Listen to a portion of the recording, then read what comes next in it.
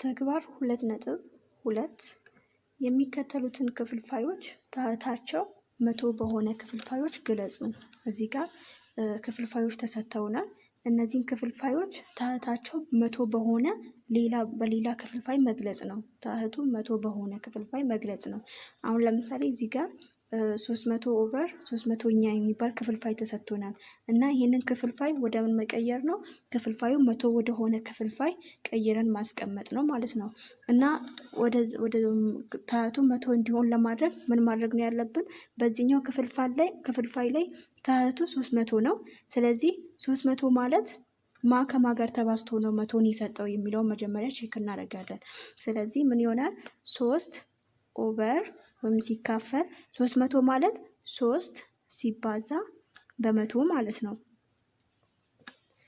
እንደዚህ ካስቀመጥን በኋላ ምን እናደርጋለን? ይሄኛውን ቁጥር ከዚህኛው ከላይኛው ቁጥር ጋር እናካፍላለን።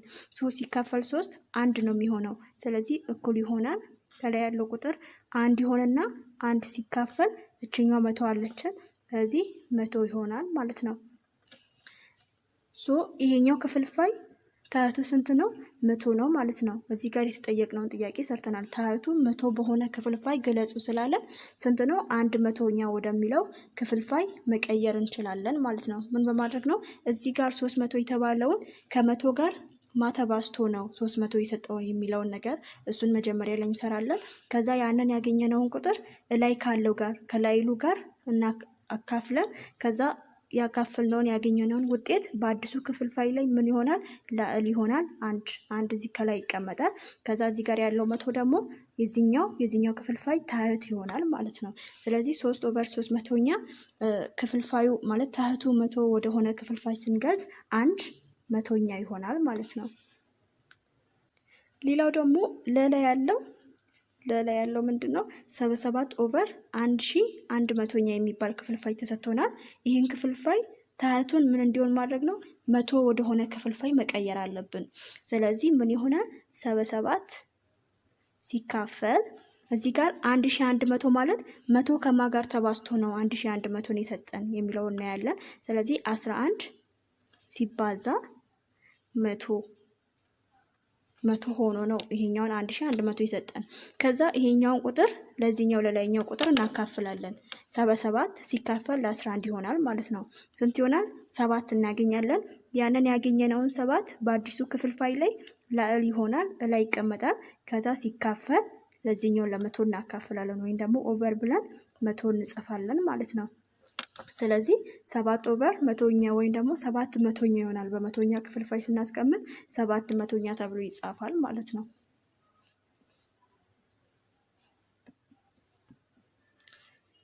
ሀምሯን በምናይበት ጊዜ ደግሞ በተመሳሳይ መንገድ ነው የምንሰራው። የሀምሯ ታህቱ ምንድነው? 500 ነው። 500 ከሆነ 500 ከስንት ጋር ተባዝቶ ነው ማለት 100 ከማ ጋር ተባዝቶ ነው 500 የሰጠን የሚለውን ቼክ እናደርጋለን። በቀላሉ እዚህ ጋር 2 0 ካለ 5 ሲባዛ ከ100 ጋር ሆኖ ነው 500 የሰጠን።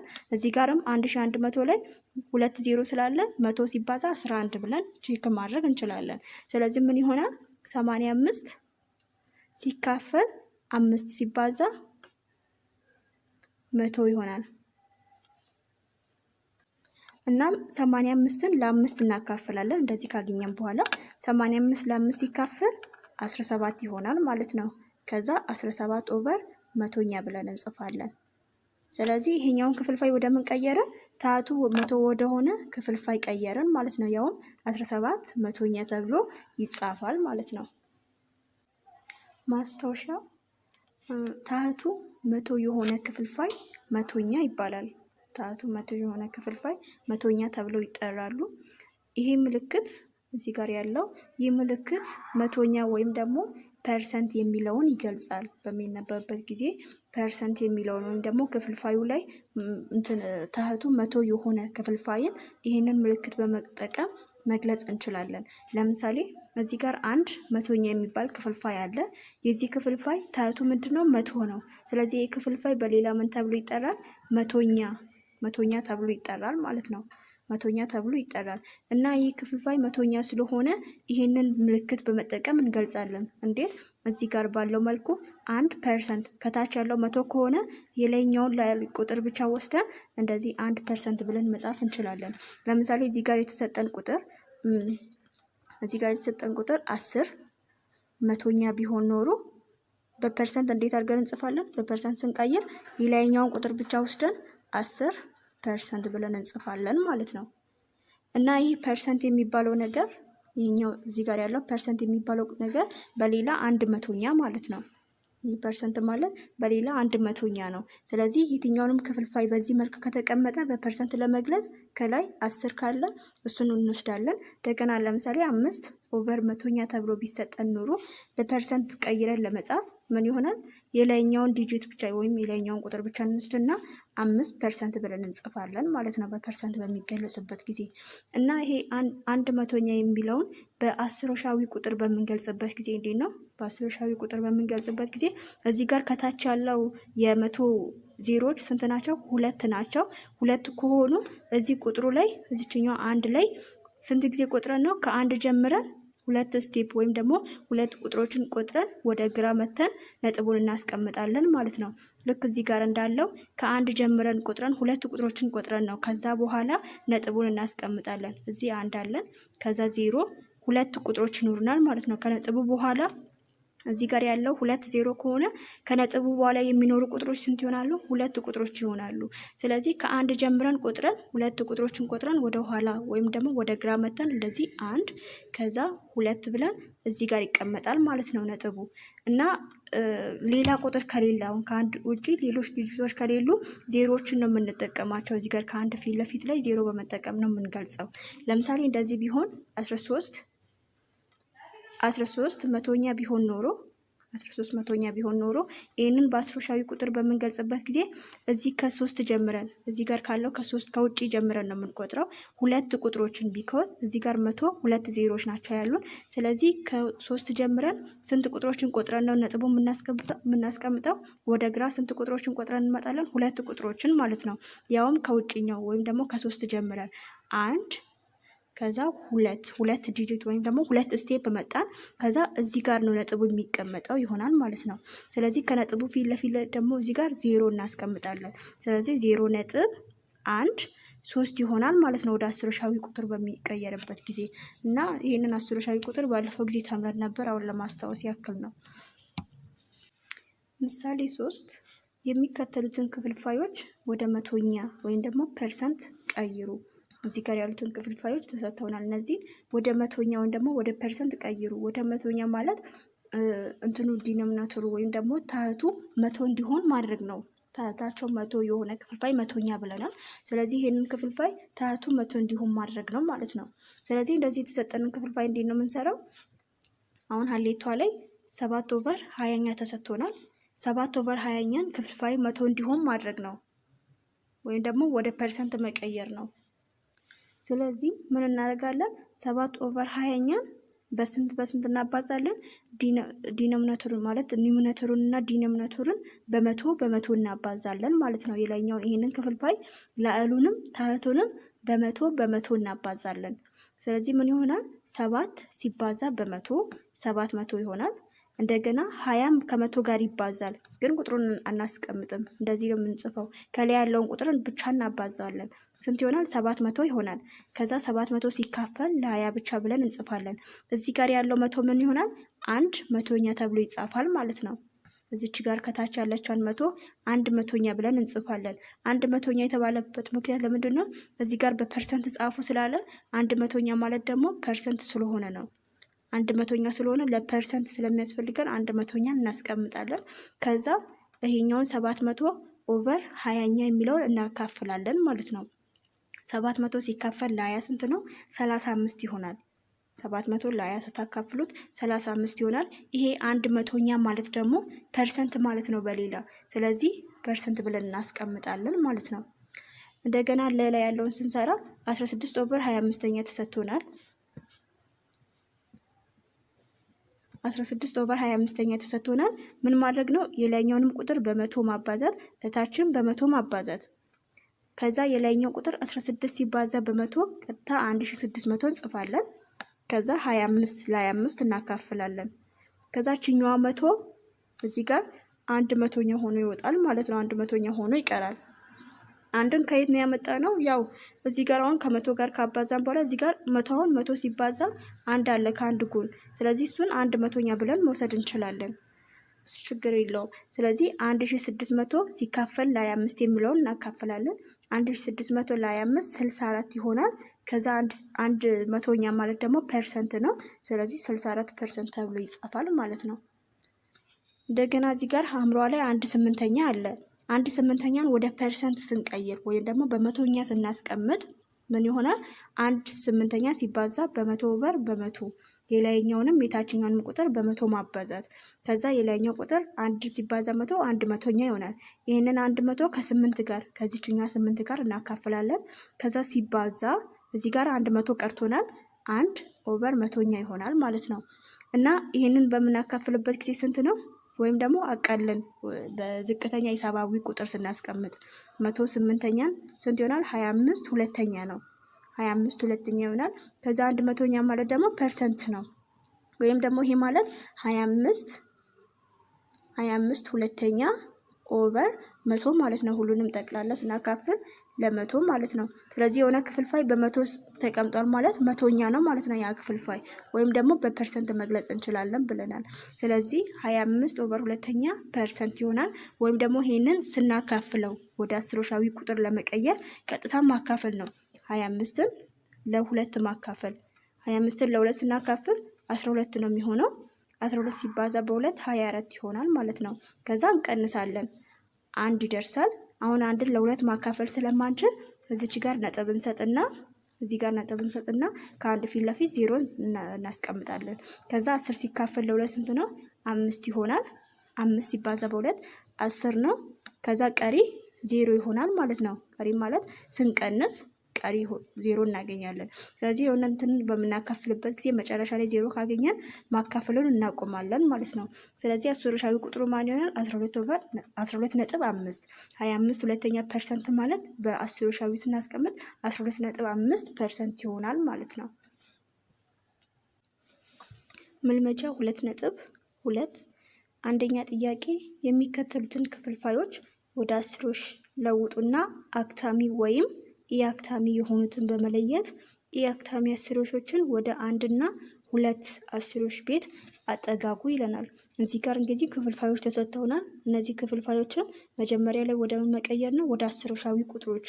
ባለፈው ክፍልፋይን እንዴት ወደ አስሮሻዊ ቁጥሮች መቀየር እንችላለን የሚለውን ነገር አይተናል። በምሳሌ ላይ በዛ መሰረት እንሰራለን። ከዛ ሁለት አይነት አስሮሻዊ ቁጥሮችን እናገኛለን። አክታሚ ወይም ደግሞ የአክታሚ የሆኑ ማለት ነው። አክታሚ የምንላቸው ምንድን ነው? ስናካፍል መጨረሻ ላይ ቀሪ ዜሮ የምናገኝ ከሆነና ማካፈላችንን መጨረሻ ያለው ከሆነ ስናካፍል መጨረሻ ያለው ከሆነ አክታሚ ይሆናል። የአክታሚ የሚባለው ደግሞ ቀሪ ዜሮ የማይመጣልን ከሆነ ቁጥሩ ራሱን እየደጋገመ የሚሄድ ከሆነ የማካፈሉ ሂደት የማያቆም ከሆነ የአክታሚ ተብሎ ይጠራሉ ብለናል። እና እነዛን ለዩ ይለናል። እዚህ ጋር የተሰጡን ክፍልፋዮች መጀመሪያ ወደ አስሮሽ እንቀይራለን። ከዛ በኋላ አስሮሻዊውን ደግሞ አክታሚና የአክታሚ በማለት እንለያለን ማለት ነው። እሺ መጀመሪያ ላይ ሀሌቷ ላይ ያለውን እንስራ። እዚህ ጋር እንግዲህ ይሄኛው ክፍልፋይ ወይም ደግሞ ይሄኛው ሚክስድ ነምበር ወይም ደግሞ ድብልቅ ቁጥር የሚባለው ነው የተሰጠን። ይህንን ድብልቅ ቁጥር ወደ አስሮሻዊ ቁጥር ለመቀየር ምንድነው ማድረግ የሚጠበቅብን? ይሄኛውን ክፍልፋዩን ፓርት ነው። ይሄኛውን ክፍልፋይ ፓርት እናካፍላለን። ቀጥታ በረጅሙን የማካፈል ዘዴ በመጠቀም እናካፍላለን። ከዛ ባገኘነው ውጤት ላይ ይሄንን 5 እንደምራለን ማለት ነው። ስለዚህ 3ን መጀመሪያ 3ን ለ20 እናካፍላለን። 3 ሲካፈል ለ20 እሺ 3ን ለ20 ስናካፍል 3 ለ20 3 ትንሽ ስለሆነ ከ20 እዚህ ጋር 0 ነጥብ እንሰጥና እዚህ ጋር ከ30 ፊት ለፊት ላይ ማለት ከ3 ፊት ለፊት 0 እናስቀምጣለን። 30 ይሆናል። አሁን 30 ለ20 ስናካፍል ስንት ጊዜ ነው የሚደርሰን? አንድ ጊዜ ደርሰናል። 1 ሲባዛ በ20 ስንት ነው? 20 ራሱ ነው። ከዛ እንቀንሳለን። ስንቀንስ ስንት እናገኛለን? 10 እናገኛለን። አሁን 10 ለ20 አይካፈልም ትንሽ ቁጥር ስለሆነ፣ ስለዚህ ከ10 ፊት ለፊት 0 እናስቀምጣለን። 100 ይሆናል። 100 ሲካፈል ለ20 ስንት ነው? 5 ጊዜ ይደርሳል ማለት ነው። 5 ሲባዛ በ20 100። ከዛ ቀሪው ስንት ነው? 0 ይሆናል ማለት ነው። ስለዚህ ይሄኛውን እንትን በምናካፍልበት ጊዜ ይሄኛውን 3 20ኛን ስናካፍል ምን አይነት ክፍልፋይ ነው? አስሮሻዊ ቁጥሩ ምን አይነት ነው? አክታሚ ሆነ አስሮሻዊ ቁጥር ነው። ምክንያቱም መጨረሻ ቀሪ 0 አግኝተናል። የማካፈሉ ሂደት አቁሟል ማለት ነው። እዚህ ጋር መጨረሻ 0 ካገኘን ያቆማል። ስለዚህ ይሄ አክታሚ ሆነ አስሮሻዊ ቁጥር ነው። እሺ ይሄኛውን ጠቅላላውን ወደ አስሮሻዊ ቁጥር ለመቀየር አሁን 3 20ኛን ነው የቀየር ነው። ስለዚህ እዚህኛው ቁጥር ላይ 5ን መደመር ይጠበቅብናል። እችኛዋን 5 እንደምራለን። ስንት ይሆናል? 5 ሲደመር 0.15 ይሆናል ማለት ነው። ይሄኛውን በምንደምርበት ጊዜ እችኛዋን 5 ከ0 ጋር ነው የምንደምረው። ስለዚህ 5.15 ይሆናል ማለት ነው ወደ አስሮሻዊ ቁጥር ስንቀይር። ይህ አስሮሻዊ ቁጥር ደግሞ አክታሚ ሆነ አስሮሻዊ ቁጥር ነው ማለት ነው። በዚሁ መሰረት ሌላ ያለውን ጥያቄ መስራት እንችላለን። 6/7 የተባለ ክፍልፋይ አለ። ይህንን ወደ አስሮሻዊ ቁጥር እንቀይር። ስንቀይረው ቀጥታ ማካፈል ነው። ረጅም የማካፈል ዘዴ በመጠቀም እናካፍላለን። 6 ሲካፈል በ7 ምን ይሆናል? 6 ከ7 ትንሽ ስለሆነ እዚህ ጋር 0 ነጥብ እንሰጥና እዚህ ጋር 0 ይሆናል ማለት ነው። 60 ለ7 ስንት ጊዜ ደርሰናል? 8 ጊዜ ነው የሚደርሰው። 8 ሲባዛ 7 ስንት ነው? 56 ይሆናል። 8 ሲባዛ 7 56 ይሆናል። ቀሪ 4 እናገኛለን። አሁን 4 ለ7 ስለማይካፈል እዚህ ጋር ያለው ነጥብ ስላለ እዚህ ጋር ነጥብ ስላለ እዚህ ጋር 40 ከ4 ፊት ለፊት 0 እናስቀምጣለን። 40 ይሆናል። 40 ሲካፈል ለ7 ስንት ጊዜ ነው? 5 ጊዜ ደርሰናል። 5 ሲባዛ 7 35 ይሆናል። ከዛ እንቀንሳለን። ስንት እናገኛለን? 5 ይሆናል። እንደገና 5 ማካፈል ስለማይቻል እዚህ 0 እንሰጣለን። 50 ሲካፈል ለ7 7 ጊዜ ነው የምናገኘው። 7 ይሆናል። 7 ሲባዛ 7 49 ይሆናል። 49 ከዛ እንቀንሳለን። 1 እናገኛለን። ቀሪ 1 እናገኛለን። ከዛ 1 ከ7 ስለሚያንስ ከ1 ፊት ለፊት 0 እናስቀምጣለን። ከዛ 10 ሲካፈል 7 ስንት ጊዜ ደርሰናል? 1 ይደርሳል። 1 ይሆናል። ከዛ 1 ሲባዛ 7 ስንት ነው? 7 ራሱ ይሆናል።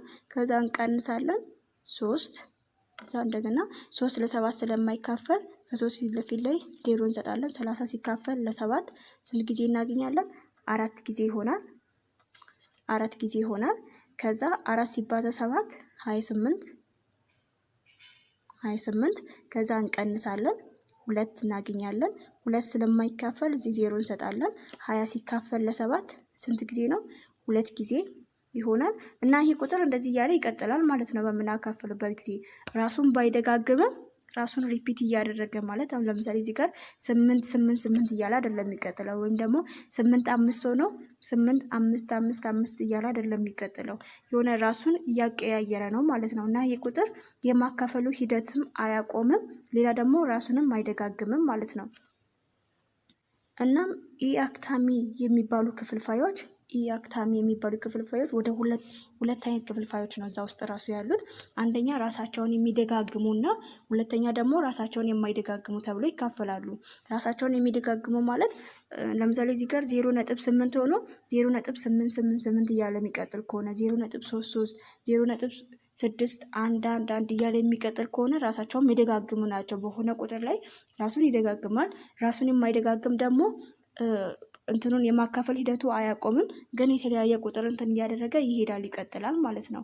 ስለዚህ ይሄ ክፍልፋይ እንደዚህ በምናስቀምጥበት ጊዜ ኢአክታሚ ክፍልፋይ ተብሎ ነው የሚቀመጠው።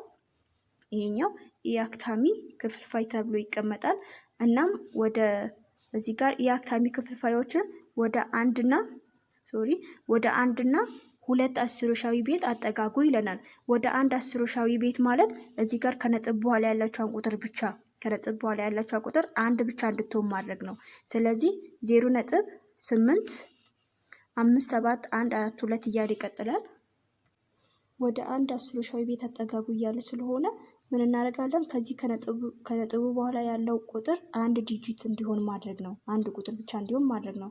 ስለዚህ እዚህ ጋር 0.8 ነበር ያለው። ከ8 በኋላ ያለው ቁጥር አምስት ከሆነ እዚህ ጋር ያለው ቁጥር ላይ አንድ እንጨምራለን። ማጠጋጋት የሚባል ነገር አለና በዛ መንገድ እንትን ስናደርግ ከዚህ ከ8 በኋላ ያለው ቁጥር 5 እና ከ5 በላይ ከሆኑ እዚህ ጋር 8 ላይ አንድ እንጨምራለን። ስለዚህ ወደ አንድ አስሮሻዊ ቤት ስናጠጋጋው 0.9 ተብሎ ይጻፋል ማለት ነው። ባጭሩ 0.9 ተደርጎ ይጻፋል። ግን እንደገና ሁለት አስሮሻዊ ቤትን ማጠጋጉ ስለሚለን ሁለተኛ አማራጭ ደግሞ ወደ ሁለት አስሮሻዊ ቤት አጠጋጉ ስለሚለን በዚህ ኬዝ ላይ ከነጥቡ በኋላ ያለ ቁጥር ስንት ይሆናል? ሁለት ቁጥሮች ይኖራሉ። ስለዚህ 8 5 የሚለው ማለት ነው። ስለዚህ 8 እችኛዋን 5ን ለማጠጋጋት ከ5 ኋላ ያለችውን ቁጥር እናያለን። 7 ናት እዚህ ጋር ያለችው። 7 ደግሞ ከ5 ስለሚበልጥ 5 ላይ ስንት ቁጥር አድ እናደርጋለን? አንድ ቁጥር እንደምራለን። ስለዚህ ወደ 2 ሲጠጋጋ 0.86 ተደርጎ ይጻፋል ማለት ነው። ወደ ሁለት አስሮሻዊ ቤት ሲጠጋጋ 0.86 ይሆናል። ወደ አንድ አስሮሻዊ ቤት ሲሆን ደግሞ 0.9 ተደርጎ ነው የሚጻፈው። እናም የሚቀሩትን በዚህ አይነት መንገድ መስራት እንችላለን። ቀጥታ አካፍለን ከዛ የማካፈሉን ሂደት የሚያቆም አይነት ከሆነ አክታሚ አስሮሻዊ ቁጥር ይሆናል። የማያቆም ከሆነ ደግሞ የአክታሚ ብለን እንከፍላለን። ሁለተኛ ጥያቄ ደግሞ ሁለተኛው የሚከተሉ ክፍልፋዮችን ወደ መቶኛ ቀይሩ ይለናል። ሀሌቷ ላይ 3/20 አለ እና ይሄኛውን ክፍልፋይ ወደ መቶኛ ስንቀይር ምንድነው ማድረግ ያለብን? 3/20 ብለን እንጽፋለን። ከዛ የላይኛውንም ሲባዛ በመቶ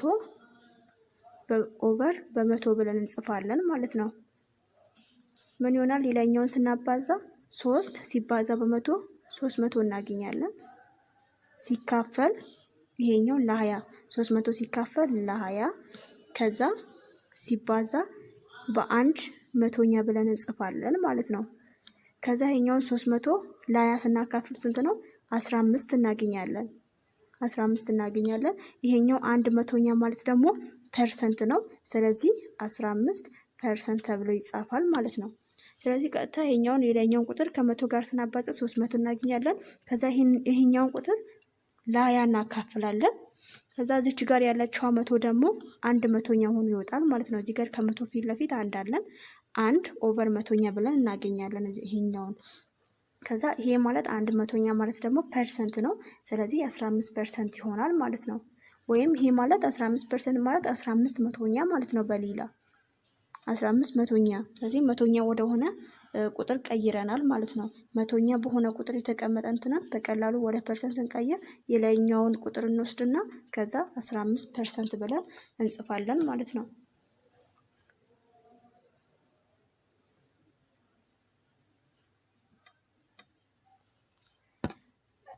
እናም ሌላ ጥያቄ ለምሳሌ እዚህ ጋር ለላይ ያለውን መስራት እንችላለን።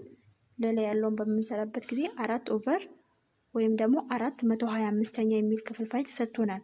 ይሄኛውንም እንደ ሌላው ነው መስራት የሚጠበቅብን። ሲባዛ በመቶ በመቶ ማለት ነው። በቃ 100 መቶኛ ማባዛት ከዛ እኩል ይሆናል። ይሄኛው ከላይ ያለውን ቁጥር 4 ሲባዛ በመቶ ይሆናል። 400 እናገኛለን። 4 ሲባዛ 400 እናገኛለን። ከዛ ለዚህ 100 ለ125 እናካፍላለን። ሲካፈል 125 ይሆናል። ከዛ ሲባዛ ስንት እናገኛለን? አንድ እችኛው 100 ስላለችን 1 መቶኛ ብለን እንጽፋለን ማለት ነው። ከዛም ይሄኛውን ክፍልፋይ ማቃለል አለብን ወይም ደግሞ ወደ ትንሹ ዝቅተኛ ወደሆነው ሂሳባዊ ቁጥር እናስቀምጣለን። ይሄንን ወደ ዝቅተኛው ሂሳባዊ ቁጥር ስናስቀምጥ ምን ይሆናል? ይሄኛው 400 ሲካፈል ወይም ደግሞ ኦቨር 125 ነው ያለን። ከዛ ወደ ዝቅተኛው ሂሳባዊ ቁጥር ለመቀየር አሁን በቀላሉ ምን ማድረግ ነው? ሁለቱንም በ5 እናካፍል። 400ን በ5 ስናካፍል 80 እናገኛለን። 80 ይሆናል። እንደገና 125 ለ5 ስናካፍል 25 እናገኛለን። አሁን ወደ ዝቅተኛ ሂሳባዊ ቁጥር አልቀየርንም፣ እንደገና ማካፈል ይጠበቅብናል። 80ን በ5 ስናካፍል 16 ይሆናል። ከዛ ኦቨር 16 25 ለ5 5 ይሆናል ማለት ነው። ከዛ ይሄ ዝቅተኛው ሂሳባዊ ቁጥር ቀይረናል ማለት ነው። 400 125ኛ ወደ ዝቅተኛ ሂሳባዊ ቁጥር ሲቀየር 16 5ኛ ነው። 16 5ኛ እናገኛለን። ከዛ ከፈለግን ይሄኛውን ቁጥር ወደ አስሮሻዊ ቁጥር መቀየር እንችላለን። 16ን ለ5 ቀጥታ በማካፈል ወይም ደግሞ እንዲሁ ማስቀመጥ እንችላለን። ስለዚህ እኩል ይሆናል ይሄኛው 16 ኦቨር 5ኛ 100ኛ ማለት ፐርሰንት ነው ብለናል። ስለዚህ 16 5ኛ ፐርሰንት ይሆናል ማለት ነው ወደ ፐርሰንት ስንቀይር። ወይም ደግሞ ካልሆነም ይሄኛውን 16 5ኛ ቀጥታ አካፍለን ስንት ይሆናል ስናካፍል 16 5ኛ 3 ፖይንት ምናምን ታገኛላችሁ። ለዚህ ስታካፍሉት 16 ሲካፈል ለ5 ስንት ጊዜ ይደርሳል? 3 ጊዜ ይሆናል። 3 ሲባዛ 5 15 ይሆናል። ከዛ ትቀንሱታላችሁ 1 ከዛ 1 ለ5 ስለማይቻል እዚህ ጋር ነጥብ እንሰጥና እዚህ 0 እንሰጣለን። 10 ሲካፈል ለ5 ስንት ነው? 2 ይሆናል። 2 ሲባዛ በ5 10 ቀሪ 0 ነው። ስለዚህ 16 5ኛ ፐርሰንት ያልነውን እኩል ይሆናል በሌላ ምን ብለን እንጽፋለን? 3.2% ይሆናል ማለት ነው። እንደዚህ በምናገኝበት ጊዜ 3.2% ወይም ደግሞ 16 5ኛ ፐርሰንት ብለን ማስቀመጥ እንችላለን። እናም የቀሩትን በተመሳሳዩ መስራት እንችላለን። ሶስተኛ ላይ ያለው ጥያቄ ደግሞ ምንድነው? በሂሳብ ትምህርት ከውስር ከ20 ጥያቄ ውስጥ 18 ማርክ አገኘች። አዚብ ከ60 ጥያቄ 48 ማርክ አገኘች። አዲስ ከ60 ጥያቄ ውስጥ 27 ማርክ አገኘ። ጠንክር ደግሞ ከ50 ጥያቄ ውስጥ 22 ማርክ አገኘ። ሀሌቷ ላይ ያለው ጥያቄ ምንድነው? የእያንዳንዳቸውን ማርክ በክፍልፋይ ገለጹ ይለናል። በክፍልፋይ ገለጹ ይለናል። አሁን ለምሳሌ ፈተና ተፈትነን አስተማሪዎች ውጤት በሚያስቀምጡበት ጊዜ የጥያቄው ብዛት አለ። ለምሳሌ እዚህ ጋር ከውስር የተፈተነው 20 ጥያቄ ነበረ። ከ20 ጥያቄ 18 ነው ያገኘው። ስለዚህ በክፍልፋይ በሚያስቀምጡበት ጊዜ እንዲህ ነው የሚያደርጉት 18 ከ20 ብለው ነው የሚያስቀምጡት። ልክ እንደዚህ ይሄ ክፍልፋይ ይሆናል ማለት ነው። ከውስር ያገኘው እንትኑ 18 20ኛ ወይም ደግሞ 18 ከ20 ነው። 18 20ኛ ተብሎ ይጻፋል። አዚብ ደግሞ ከ60 48ቱን የመለሰችው። ስለዚህ 48 ከ60 ይሆናል ወይም ደግሞ 48 60ኛ ተብሎ ይጻፋል ማለት ነው። አዲስ ከ30 ጥያቄ ውስጥ 27ቱን የመለሰው። ስለዚህ 27 ከ30 ወይም ደግሞ 27 30ኛ ይሆናል ማለት ነው በክፍልፋይ። ጠንክር ደግሞ ከ50 ጥያቄ 22 ማርክ አገኘ። ይህ ማለት ደግሞ ምንድነው? 22 ከስንት ከ50 ማለት ነው። ወይም ደግሞ 22 50ኛ ተብሎ በክፍልፋይ ይገለጻል ማለት ነው። ለላይ ያለው ጥያቄ ደግሞ የእያንዳንዳቸውን ማርክ በመቶኛ ገለጹ ይለናል። የእያንዳንዳቸውን ማርክ በመቶኛ ገለጹ ይለናል እና ለምሳሌ እዚህ ጋር ከውስር ከ20 ጥያቄ 18ቱን ነው ወይም ደግሞ በክፍልፋይ ስንገልጽ 18 20ኛ ነው የሚሆነው። ከዛ ይሄንን ክፍልፋይ ወደ ምን ቀይሮ ወደ መቶኛ ወይም ደግሞ ከመቶ ምን ያህል ፐርሰንት አገኘች። ፐርሰንት የሚባለው እንግዲህ ከመቶ ጋር ሲነጻጸር ነው። ከመቶ ጋር ሲወዳደር ያለውን ስናስቀምጥ መቶኛ እንላለን ወይም በፐርሰንት እናስቀምጣለን። ስለዚህ ይሄ 18 20ኛ የሚለውን ወደዛ ወደ ፐርሰንት ለመቀየር በስንት ማባዛት ነው? በመቶ ኦቨር መቶኛ ማባዛት ነው የሚጠበቅብን ማለት ነው። በመቶ ኦቨር መቶ እናባዛለን። ከዛ እኩል ይሆናል ስንት ይሆናል? 18 ሲባዛ በመቶ 1800 ይሆናል። ከዛ ሲካፈል ለ20 ሲባዛ 1/100ኛ ይሆናል ማለት ነው። ከዛ ይሄንን በምናካፍልበት ጊዜ በቀላሉ እዚህ ጋር ከታችም ከላይም 0 ካለ አንዱ 0 ከአንዱ 0 ጋር ካንስል ማድረግ ነው ወይም ማጥፋት ነው። ከዛ 180 ይቀረናል። 180 ለ2 እናካፍላለን። ስንት ይሆናል ማለት ነው? 90። 1/100ኛ ማለት ደግሞ ምንድነው? ፐርሰንት ነው። ወይም ደግሞ ይሄ ማለት 90 ከ1/100ኛ ጋር ማባዛት ማለት 90/100ኛ ማለት ነው። ይሄ ደግሞ ከምን ጋር እኩል ነው? በፐርሰንት ስናስቀምጥ ከታች 100 ከሆነ 90 ፐርሰንት ብለን እናስቀምጣለን ማለት ነው። ስለዚህ 18 20ኛ የሚለውን ወደ መቶኛ ስንገልጽ ወይም ደግሞ ከመቶ ምን ያህል ነው ያገኘው የሚለውን ነገር ስንገልጽ 90 መቶኛ ወይም ደግሞ 90% ብለን እናስቀምጣለን ማለት ነው። ስለዚህ የቀረውን ወይም ደግሞ የሌሎችንም በዚህ መልክ መስራት እንችላለን። ሁሉንም ክፍልፋዩን በመቶ ኦቨር በመቶኛ በማባዛት ማስቀመጥ ይቻላል ማለት ነው። ሐምራዋ ላይ ያለው ደግሞ ምንድን ነው የሚለው? ሐምራዋ ላይ ያለው የእያንዳንዳቸውን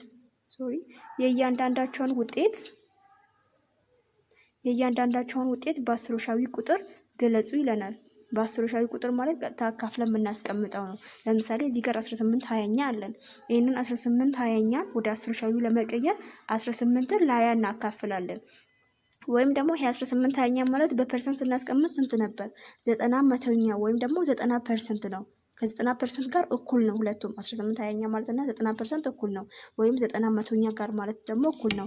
ስለዚህ ይሄንን ወደ አስሮሻዊ ቁጥር ቀይሩ ከተባለ በቀላሉ እዚህ ጋር ያለውን ፐርሰንት ወይ በፐርሰንት የተቀመጠውን ወይም ደግሞ በመቶኛ የተቀመጠውን ቁጥር መቀየር እንችላለን። ይሄኛውን ወደ አስሮሻዊ ቁጥር ስንቀይር እንዴት ነው የሚሆነው? ከታች ያለው ወይም ታህቱ ላይ ያለው 0 2 ስለሆነ እዚህ ጋር ስንት ስቴፕ ወይም ደግሞ ስንት ቁጥር ቆጥረን ነው ነጥቧን የምናስቀምጠው? 2 ቁጥሮችን ቆጥረን በስተግራ በኩል ነጥብ እናስቀምጣለን። እዚህ ጋር ያለው 2 0 ስለሆነ ከዚህ ከውጪ ጀምረን 1 2 ብለን 2 ስቴፕ ቆጥረን ወደ ግራ መተን ነጥቡን እዚህ ጋር 2 ቁጥሮች ብቻ ነው መቁጠር ያለብን። ቢኮዝ እዚህ ጋር ያለው 2 0 ስለሆነ ማለት ነው። ስለዚህ ነጥቧን እዚች ጋር ከ9 ፊት ለፊት እዚህ ጋር ይቀመጣል። ስለዚህ ምን ይሆናል? 0.90 ይሆናል ማለት ነው። 0.90 እዚህ ጋር ከነጥቧ በኋላ ያለችው 0 ስለማትነበብ ምን ይሆናል? 0.9 ብለን መጻፍ እንችላለን። 0.90 ማለት እንችላለን፣ ግን 0.9 ማለት ተመሳሳይ ነው ማለት ነው ከሁለቱ ጋር። ስለዚህ 18 20ኛን ወደ አስሮሻዊ ቁጥር ስንቀይር 0.9 ማለት እንችላለን። የዛን ክፍልፋይ ፐርሰንቱን ካገኘን ያንን ፐርሰንት በመቶኛ የተቀመጠውን ወደ አስሮሻዊ ቁጥር ቀይረን ማግኘት እንችላለን። ወይም ደግሞ በዚህ ማንፈልግ ከሆነ በቀላሉ እዚህ ጋር 18ን ቀጥታ ለ20 ማካፈል ነው። ለ20 እናካፍላለን 18ን እዛ 0 ነጥብ እንልና እዚህ 0 እንጨምራለን። አሁን 180ን ለ20 ስናካፍል ስንት ነው? 9 ጊዜ ነው የሚደርሰው። 9 ሲባዛ 20 180 ነው። ስንቀንስ ስንት ነው? 0 ይሆናል። ስለዚህ ይሄኛውን አስሮሻዊ ቁጥር የሚባሉትን በሁለት መንገድ ማግኘት እንችላለን። አንደኛው ክፍልፋዩን ቀጥታ በማካፈል መቀየር እንችላለን። ሁለተኛ ደግሞ ያንን ክፍልፋይ ወደ መቶኛ ከቀየርን ከዛ ከመቶኛው ላይ ማግኘት እንችላለን ማለት ነው አስሮሻዊ ቁጥሩን። እና የሌሎችንም በዚህ መልክ ሰርተን መጨረስ እንችላለን። ቀላል ነው።